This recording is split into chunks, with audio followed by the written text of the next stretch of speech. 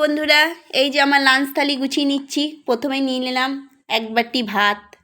এই দেখো, গরম গরম এক বাটি ভাত। তারপরে নিলাম লেবু, একটা লঙ্কা। এই দেখো, লেবু লঙ্কা ভাত। এখানে নেব একটু উচ্ছে আলু পেঁয়াজ ভাজা। এই দেখো, উচ্ছে আলু পেঁয়াজ ভাজা, ভাত, লঙ্কা, লেবু। ও এক পিস পেঁয়াজ নেব। এই যে এই উচ্ছে ভাজা সঙ্গে কাঁচা পেঁয়াজ কামড় দিয়ে দিয়ে খাবো। আর পেঁয়াজটা আর একটা জিনিসের সঙ্গে কামড়ি কামড়ি খাবো, সেটা হচ্ছে এই যে বাঁধাকপির কোপ্তা। এই দেখো, বাঁধাকপির কোপ্তার সঙ্গে পেঁয়াজটা কামড়ি কামড়ি খাবো। এই আর আছে হচ্ছে কাতলা মাছের ঝোল আলু দিয়ে। এই হচ্ছে আজকে আমার লাঞ্চ থালি। এই রবিবারের আজকে আমার লাঞ্চ থালি। এটা বন্ধুরা আমি মধ্যবিত্ত, আজকে রবিবারে আমার মধ্যবিত্তের লাঞ্চ থালি এটা।